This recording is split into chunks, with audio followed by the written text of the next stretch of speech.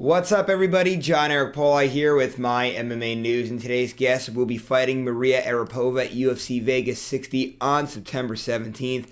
Pleased today to be joined by Gillian Robertson. Gillian, nice to see you. Thanks for doing this. Oh, I appreciate you having me. I'm just super excited right now. I can't wait. I'm 3 weeks out. So let's talk about something that actually happened right before this fight. You had an opponent change, right? You were originally booked to fight Mariya Agapova. Just how difficult is it to go through an opponent change like that, number one? And then number two, just talk about your decision to want to stay on that card. Well, for me, I think the opponent change was still at least 8 weeks out. So I had still tons of time. It wasn't like a short notice opponent change, but still, no matter what, I would have still taken it, even if it was a week's notice. But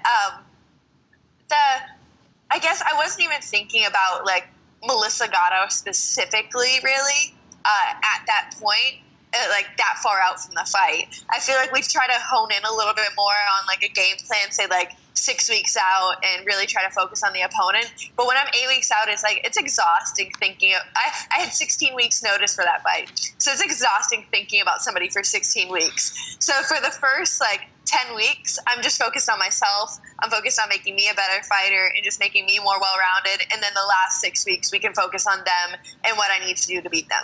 Okay, so 16 weeks as a training camp. That's a real long time. I know most fighters, it seems like whenever I interview them, they usually say the camp runs maybe 8, 10, 12 weeks, but usually I haven't really heard of many saying more than 12 weeks. So 16 weeks, wow, that's a long time there. When you have a camp that's that long, right, of those 16 weeks, is all of it diving in, studying the opponent specifically, getting into the nitty-gritty, or is it maybe more just starting off, kind of doing some light work, just sharpening up a few things before you get into that real heavy bulk of the workload? For me, I don't know what it is with the UFC. I feel like they either give me 2-week notice or 16-week notice. There's no in between.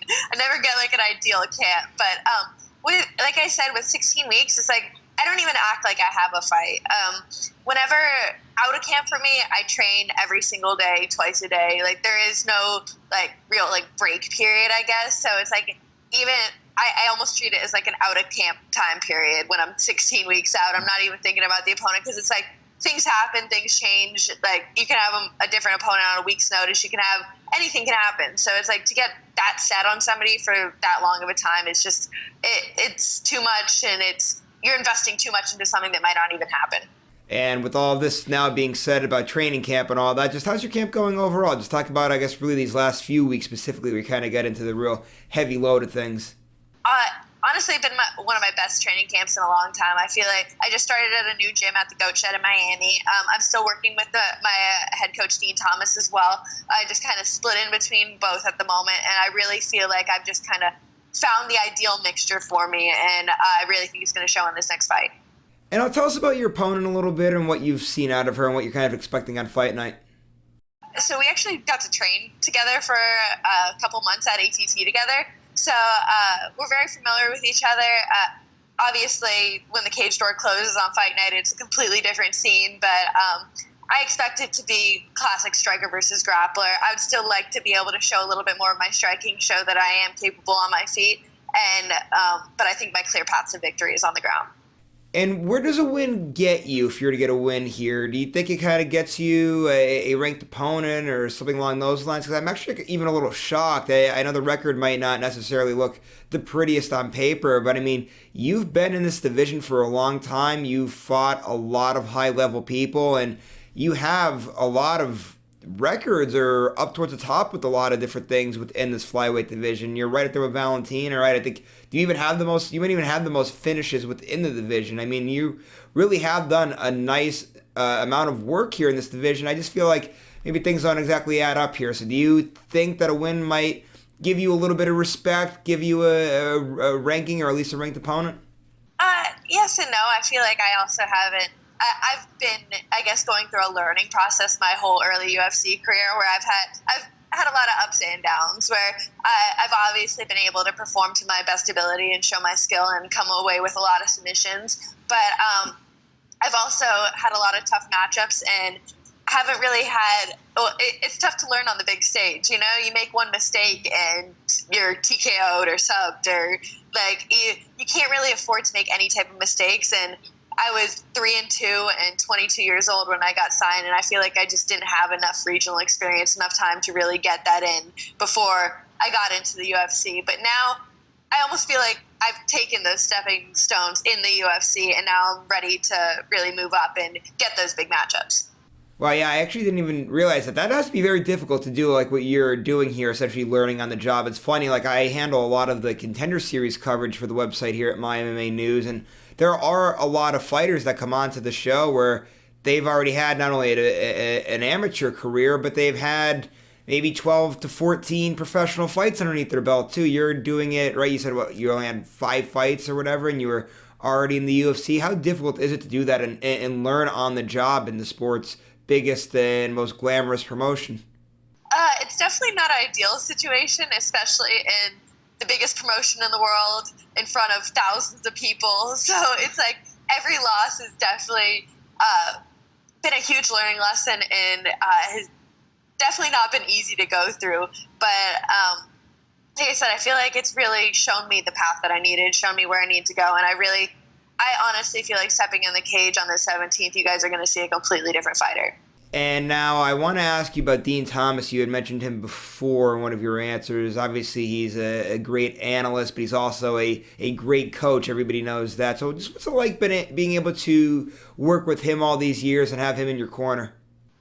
Dean's worked with me since literally I never played a sport in my life, and I walked into Dean's gym when I was 16 years old. So Dean is a huge part of the reason that I have the technical ability that I do have today and the mindset I have in the sport.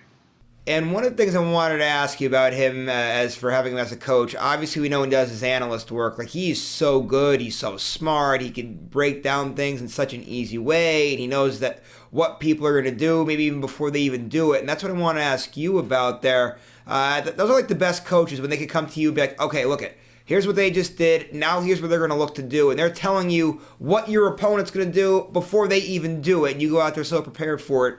Is that the case with him? Like, is he really that good with it where he's able to pinpoint what exactly your opponent might do at any given time, and that you're so just well prepared for it at all times inside of the octagon there? I almost feel it's like me and him, because we've worked together so long, it's like we're on the exact same page. So when he's cornering me, a lot of times he'll be like, oh, you have to do this, you have to do this. And whenever he's saying it, I'm thinking, I'm like, 1 second, like, I know I have to do that. I'm just doing this first. Like, we're on the exact same page. Like, I know what he wants me to do. I know exactly, like, everything that, like I said, his mindset has molded mine. So I feel like we both think the same way. And now, while we're on this topic with your coach, I want to actually ask you about UFC 278. We, of course, everybody's really still buzzing over that knockout with Leon Edwards and Kamaru Usman. That's going to be on a highlight reel for forever. It's such a huge moment in UFC history with Leon getting that win there. But your coach was kind of centered a little bit around, I don't know if controversy is the right word for it or not, but essentially coming out for that last round in the 5th round, Dean Thomas came onto the broadcast and he said that Leon looked like a broken fighter, and essentially that's what everybody on the broadcast thought as well. I'm sure everybody in the arena thought that. I'm sure everybody watching at home thought that. I was watching it out at a bar that night. I can tell you everybody in the bar definitely thought that. It was such a surprise for that knockout. So I guess really 2 questions here. I guess the first one is just to react to that knockout, but I wanted to ask you about your coach kind of being centered around things here. I just thought people were kind of giving him some crap for making that comment. Of course, he didn't have a crystal ball. He couldn't see the future that Leon was going to get that knockout like that. Just want to get your thoughts. I saw some things on Twitter where like people were saying to apologize or something along those lines. So just talk about all maybe the little bit of controversy that he was involved kind of with it. Well, actually, I think I saw on Twitter yesterday too. Dean was sharing that Leon's coach was even agreeing with Dean, essentially, saying he was looking defeated. That's why I was yelling at him like that, like saying everything that Dean said. And Dean posted something like, "Oh, I'm waiting for my apologies," or something to that matter. And yeah, it's definitely a difficult position that you're in when everybody working for the UFC, whether you're a ref, you're a judge, you're a commentator, you're in a very difficult position with a lot of eyes on you. So I feel like no matter what, you're going to take a lot of scrutiny. But like you said, that head kick knockout, absolutely amazing to be able to come back with something like that. Definitely lose. Honestly, probably one of the more impressive things for me is the way that he took down Kamaru and was able to maintain mount and back in dominant position and showed almost how bad Kamaru looks on his back. Showed that the blueprint to beat him, essentially, an easy way to beat Kamaru is to be able to start playing jiu-jitsu, because it obviously shows that he's not very capable down there when Leon Edwards was able to control him so easily. But then Kamaru, the next 3 rounds, to come back and just dominate the whole fight. Leon not have a chance, looking mentally broken, and be able to pull off a head kick like that. It's just definitely one of the more iconic moments that's happened in the UFC this year. All right, so now that we got all that stuff out of the way, I do want to actually end a little outside of the cage stuff. Born and raised Niagara Falls, right? Did I see that right? It's a very beautiful place. Well, I wouldn't say I necessarily grew up there. I did, but I lived there till I was about 6 or 7 years old. Okay. So it's like I was born there, and I went back there every single summer, most Christmases too. My grandparents still live up there to this day, so it's like I've always constantly visited and considered it home. But I'm pretty much Florida raised. But that being said, honestly, there's nothing to me that can compare to just standing at the edge of Niagara Falls. The part where it's like you can get like right up to where you can see the water fall down over the edge. I'm like, that is probably one of my most favorite things in the world.